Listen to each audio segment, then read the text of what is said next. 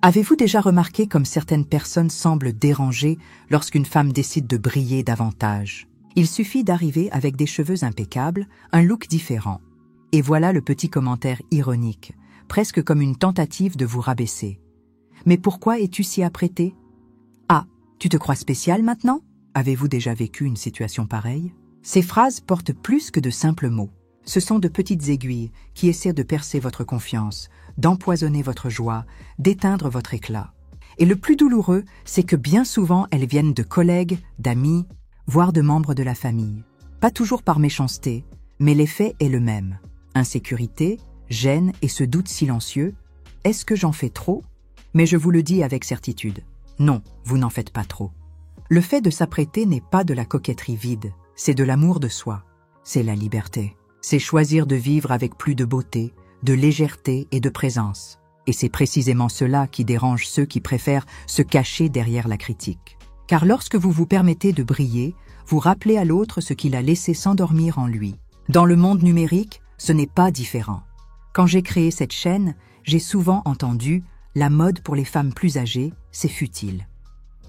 Ou « celles qui regardent ce genre de contenu n'ont pas de priorité ».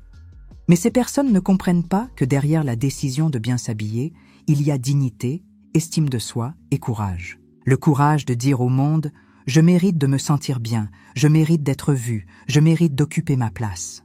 Et c'est ce que je veux que vous compreniez aujourd'hui. Les critiques n'ont jamais parlé de vous. Elles parlent des insécurités, des frustrations et même de la jalousie cachée de ceux qui les formulent. Vous n'avez pas à porter ce poids.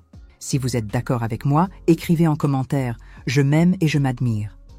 Diffusons ce message d'amour de soi et d'élégance partout. Que chaque femme qui passe ici ressente cette force et se rappelle. Et puisque nous ne pouvons pas contrôler ce que disent les autres, parlons de ce que nous pouvons contrôler. Notre réaction. C'est pourquoi j'ai préparé 7 stratégies puissantes pour préserver votre élégance après 50 ans. Même quand on tente de vous critiquer. Conseil numéro 1. Gardez une posture impeccable. Lorsqu'une remarque ironique ou malveillante fuse, le corps réagit presque toujours avant même que l'esprit s'en rende compte. Les épaules s'affaissent, le regard fuit, la voix perd de sa fermeté.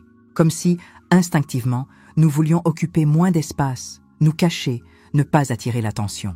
Ce réflexe est naturel, mais c'est exactement l'inverse de ce que nous devrions faire. La véritable élégance commence par la manière dont vous vous tenez dans le monde.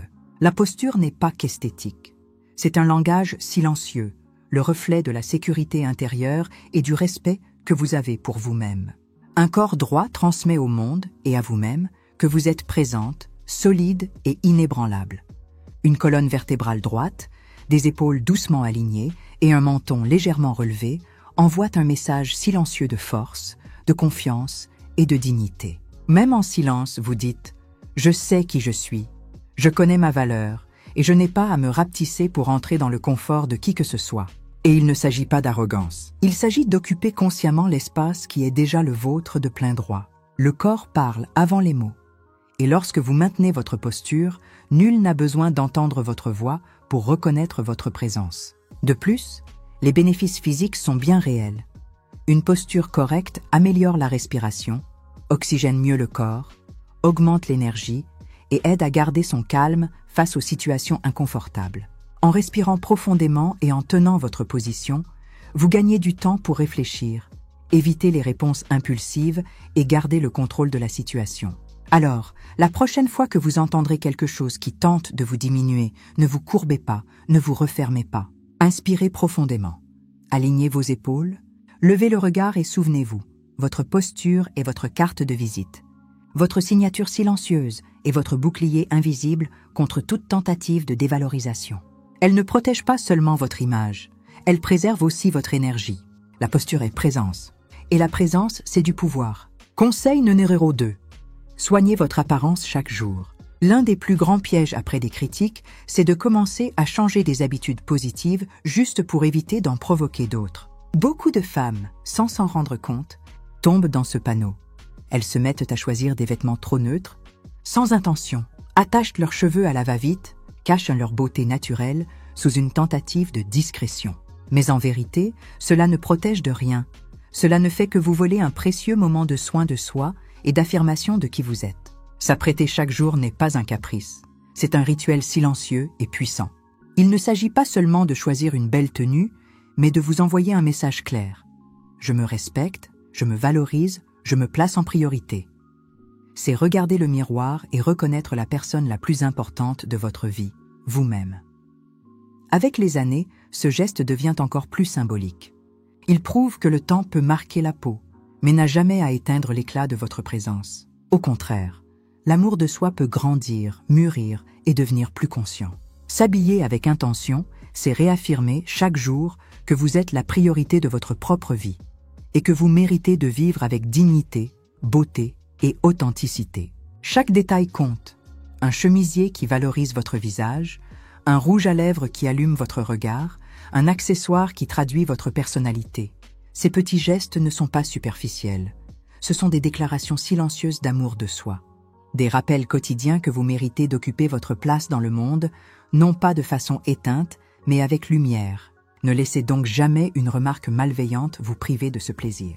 Continuez à choisir des vêtements qui flattent votre corps, des couleurs qui illuminent votre peau et des détails qui révèlent votre essence.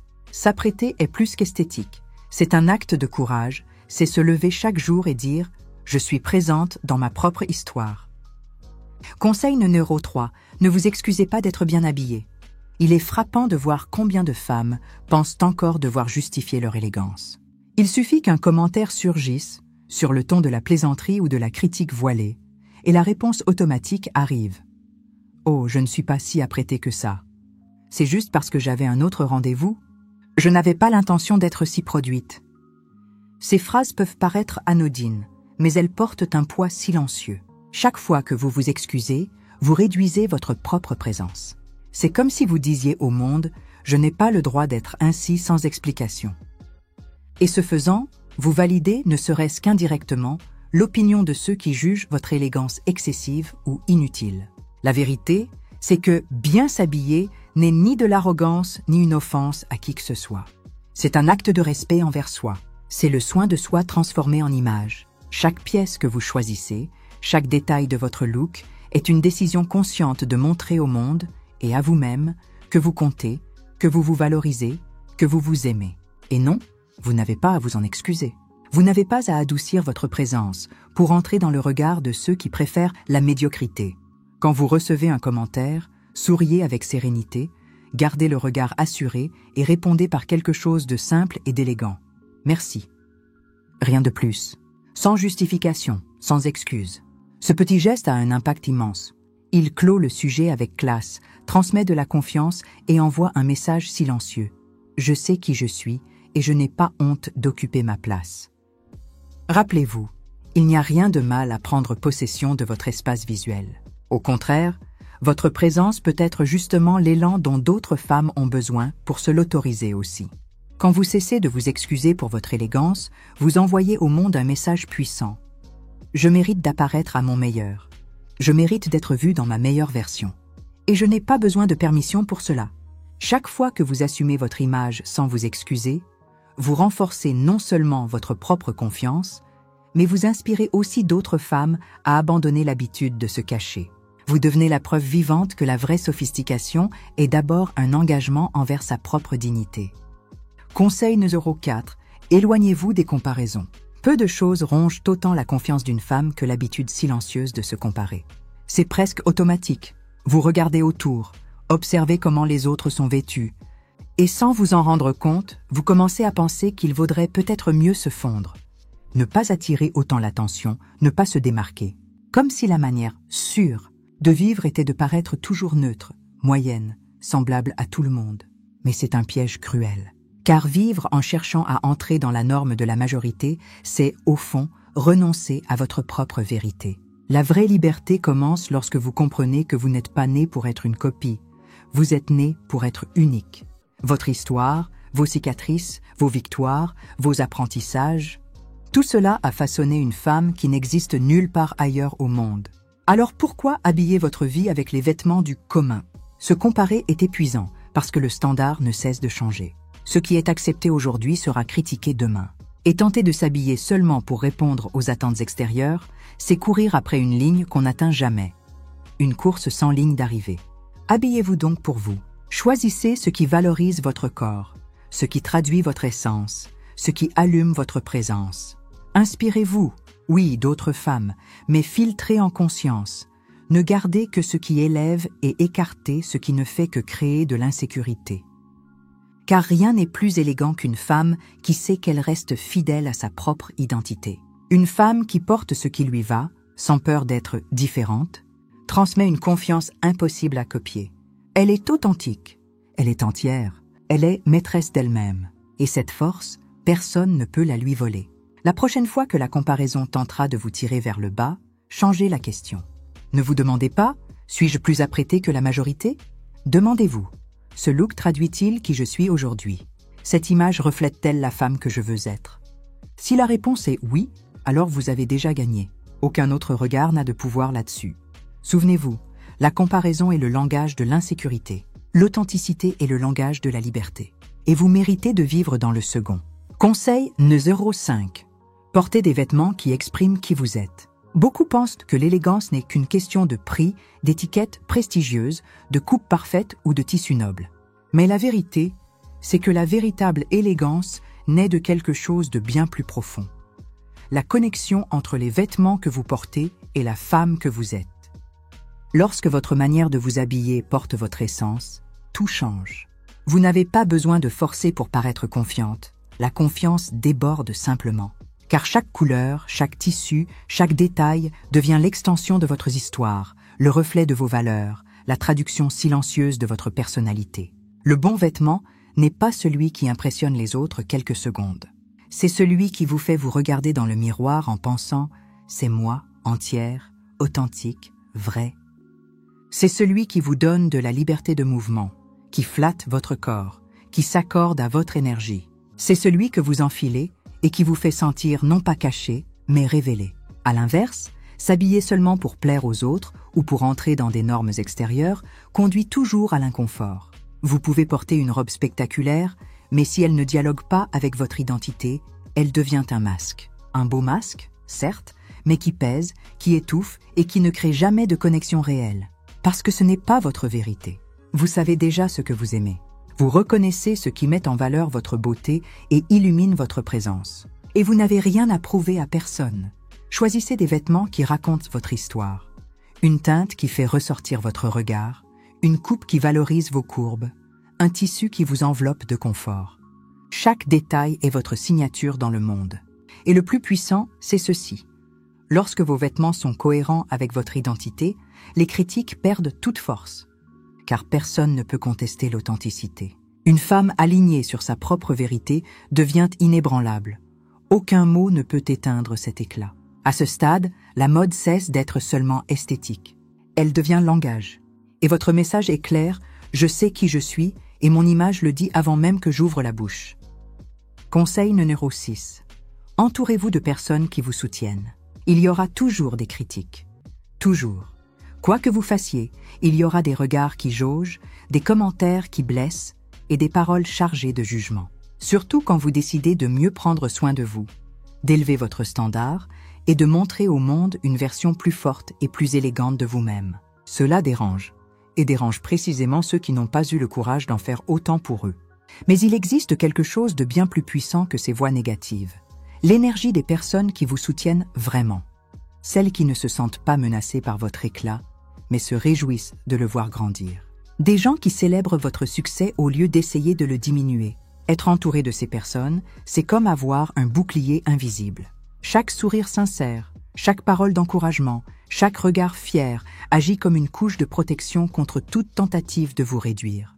Car quand vous sentez que quelqu'un croit en vous, la critique perd de sa force, le doute perd de son poids et votre confiance s'épanouit. Ces personnes peuvent être des amis qui vibrent quand vous arrivez à prêter, des collègues qui s'inspirent de votre présence, des proches qui reconnaissent vos efforts ou même de nouvelles relations qui partagent les mêmes valeurs. L'important, c'est qu'elles ne sont pas en compétition avec vous.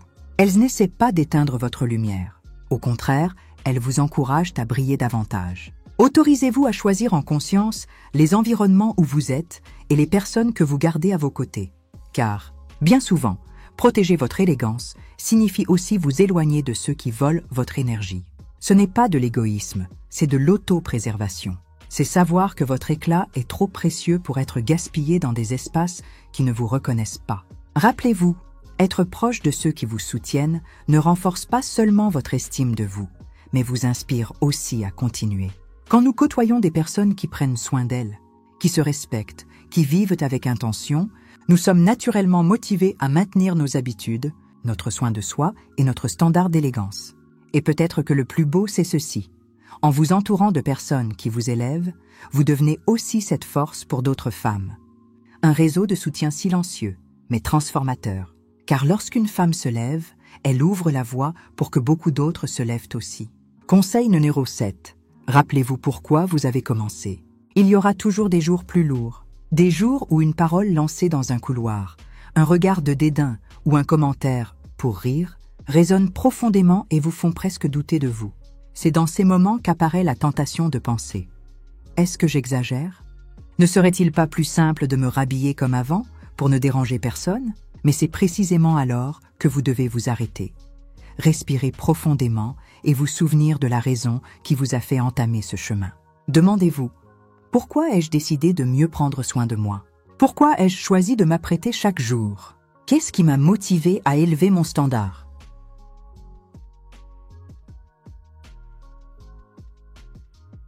Peut-être était-ce le désir de retrouver une estime de soi qui semblait s'être perdue. Peut-être l'envie de regarder le miroir et d'être fier de la femme qui s'y reflète. Peut-être le besoin de marquer un nouveau chapitre de vie, plus conscient, plus libre, plus beau. Quelle qu'en soit la raison, elle est encore là, comme une flamme qui ne s'éteint jamais. Se reconnecter à cette flamme, c'est comme allumer un phare. Elle éclaire le chemin même quand tout autour paraît sombre. Et soudain, la vie des autres ne pèse plus autant. Parce que vous comprenez que votre fidélité n'est pas envers l'approbation d'autrui, mais envers votre propre vérité. Voilà la grande différence. Une femme qui sait pourquoi elle a commencé est une femme qu'on n'arrête pas. Elle peut sentir le poids de la critique, mais elle ne cède pas, car elle sait que sa décision n'avait rien à voir avec plaire aux autres. Elle concernait l'épanouissement, la réinvention, une vie plus authentique et plus présente. Et lorsque vous soutenez ce dessein, quelque chose d'encore plus puissant se produit. Vous inspirez d'autres femmes. Peut-être en silence, sans vous en rendre compte. Mais cette amie qui vous critiquait peut commencer à admirer votre courage. Cette collègue qui se moquait de votre élégance peut se sentir inspirée à s'apprêter elle aussi. Votre exemple crée des vagues invisibles de transformation. C'est pourquoi n'oubliez jamais, vous n'avez pas débuté ce chemin pour entrer dans des moules. Vous avez commencé pour vous en libérer. Vous n'avez pas commencé pour vous cacher, mais pour apparaître. Vous n'avez pas commencé pour plaire, mais pour fleurir. Et aucune critique, aussi dure soit-elle, n'a le pouvoir d'éteindre la lumière d'une femme qui se souvient, chaque jour, du pourquoi elle a commencé. La vérité, c'est que maintenir l'élégance, le soin de soi et l'estime de soi exigent discipline, intention et courage. Ce n'est pas un chemin de perfection, mais de choix conscient, jour après jour. C'est décider de se lever, même quand la critique pèse. C'est choisir de s'apprêter, même quand l'envie de se cacher semble plus confortable. C'est tenir sa posture, même quand tout autour tente de vous courber. Ce n'est pas toujours facile. Il y aura des jours où vous vous sentirez fatigué, où vous douterez de vous, où vous vous demanderez si cela en vaut vraiment la peine. Mais chaque pas compte, car l'élégance après 50 ans n'a rien à voir avec courir après des tendances passagères, ni avec prouver quoi que ce soit au monde. Il s'agit de respecter la femme que vous êtes devenue. Il s'agit de regarder le miroir et de reconnaître votre propre histoire avec fierté. Il s'agit de vivre en accord avec votre vérité, et non avec l'attente d'autrui. Et lorsque vous faites cela, quelque chose de merveilleux arrive. Vous inspirez, souvent en silence, sans discours, sans rien annoncer. Votre simple présence, votre façon de marcher, de vous apprêter, de soutenir le regard, de porter de la dignité dans les petits détails, tout cela devient un exemple. D'autres femmes regardent et pensent « Si elle peut, moi aussi je peux. Si elle a fleuri, je peux fleurir moi aussi. » C'est là le pouvoir de l'authenticité. Quand vous prenez soin de vous, ce n'est pas seulement à propos de vous. Vous ouvrez la voie pour que d'autres se permettent de fleurir également. Vous semez du courage dans le cœur de celles qui ont encore peur. Vous devenez un miroir de possibilités pour celles qui se sont oubliées. Et cela est infiniment plus grand que n'importe quelle parole malveillante lancée contre vous. Alors, à partir d'aujourd'hui, faites-vous une promesse indéfectible. Ne vous faites plus jamais plus petite juste pour entrer dans le moule de quelqu'un d'autre. Car vous n'êtes pas né pour être invisible, pour vous rapetisser, pour demander pardon d'exister. Vous êtes né pour être présence, pour briller, pour occuper l'espace qui est le vôtre de plein droit.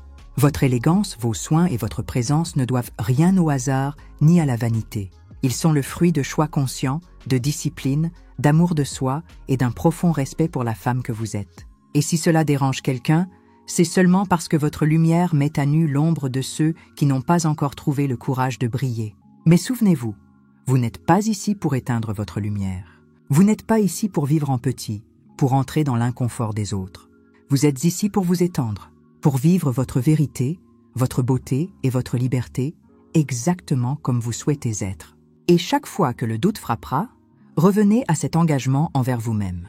Car une femme qui se lève par amour pour elle-même ne change pas seulement sa vie. Elle change la vie de toutes celles qui croisent son chemin. Alors, avancez. Soutenez votre élégance, protégez votre estime de vous, cultivez votre soin de soi.